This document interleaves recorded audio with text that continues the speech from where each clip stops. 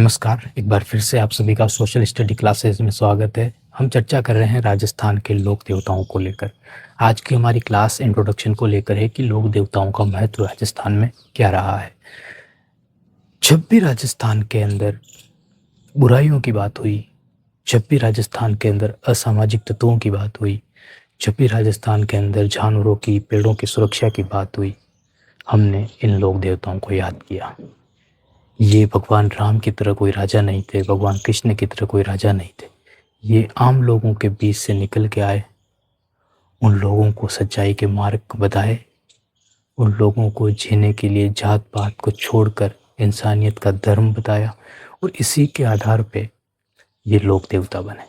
राजस्थान के अंदर इनका महत्व काफ़ी ज़्यादा है और इन लोक देवताओं को लेकर, इनकी कहानियों को लेकर हम आपके सामने चर्चा करेंगे और काफ़ी महत्वपूर्ण फैक्ट एग्ज़ाम को लेकर जो है वो आपके सामने हम रखेंगे। थे उनको हिंदू देवता कहते थे तो मुसलमान पीर कहा करते थे और आज हम इनको पंच पीर कहते हैं। हमारे सामने सीधा सा क्वेश्चन आता है, क्या ये जो लोक देवता हैं ये कोई अवतार थे, ये कोई चमत्कार थे, या फिर ये एक सामाजिक सुधारक थे? ये क्वेश्चन है और ये बार बार उठता है। तो इसका जवाब देने के लिए हमको इनको बारीकी से पढ़ना होगा और इनको समझना होगा। पहला पॉइंट इसको ध्यान से पढ़िए कि मारवाड़ के क्षेत्र में पे 5 महान लोक देवता, जिन्हें हिंदू भी पूजते थे, जिन्हें मुसलमान भी पूजते थे। ठीक है, दूसरा पॉइंट देखिए, इन्हें पीर कहा जाता था क्योंकि ये सांप्रदायिक जो सद्भावना है, कम्युनल जो हार्मनी है, पर सबसे ज़्यादा प्रभाव रहा है। जहाँ पे ठीक एक दोहा है इनके लिए, उसको समझ लीजिए कि पाबू अड़बू रामदे मांग लिया मेहा, पांचों पीर पदार जो गोगा जी जहाँ।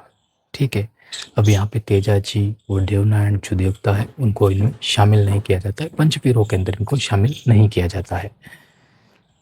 सबसे पहले कि लोक देवता कौन होते हैं? वे महापुरुष जिन्होंने गोरक्षा के लिए, नारी के सम्मान के लिए, उनके अधिकारों के लिए और दीन दुखियों की सहायता के लिए, पशुओं की सहायता के लिए अपना जीवन बलिदान कर दिया। झुंझार जी जो गायों की रक्षा के लिए बलिदान हो गए। दूसरा पॉइंट, खंबी या देवल, ऐसे स्थान जहाँ वीर शहीद हुए उनकी स्मृति को कहा जाता है, या मेला थान गाँव के बाहर खेजड़ी के नीचे ऊंचे चबूतरों पर जो स्थान होता है उसको थान कहा जाता है। पर्यावरण के लिए काफ़ी महत्व है, इनके द्वारा ओरण छोड़े जाते थे। ओरण का मतलब होता है कि पेड़ों को काटने से रोका जाता था। राजस्थान को हरा भरा रखने के लिए भी इन्होंने प्रयत्न किया और उस वक्त किया जब सबसे ज़्यादा ज़रूरत थी। आज तो हमारे पास सब चीज़ें हैं, आसानी से पानी पहुंचाया जा सकता है, लेकिन उस वक्त कुछ नहीं था। उस वक्त ये लोग लड़ रहे थे, पेड़ों के लिए लड़ रहे थे। सामाजिक एकता की बात की इन लोगों ने। सामाजिक एकता आज भी जितने मेले लगते हैं जिसमें कोई जात पात नहीं होती है, सभी जात के लोग आते हैं, सभी जात के लोग सभी जात के लोगों के हाथों से लेते हैं, खाते हैं। ठीक है, ये मेलों के अंदर हमको देखने को मिलता है। ये प्रथा है। जहाँ पूरा देश वर्णों में जूझ रहा था, सांप्रदायिकता में जूझ रहा था, वहाँ पे इन लोगों ने जो काम करके दिखाया, उन्होंने उस काम में इनको महान बनाया, इनको लोक देवता बनाया। पेड़ काटना, वनस्पति को नुकसान पहुंचाना धार्मिक अपराध है, ये लोक देवताओं ने बताया। पश्चिम राजस्थान में आज भी हजारों जमीन ओरण की वजह से हरी भरी है। कम्युनिटी फॉरेस्ट मैनेजमेंट सबसे बड़ा मॉडल इसको कहा जाता है।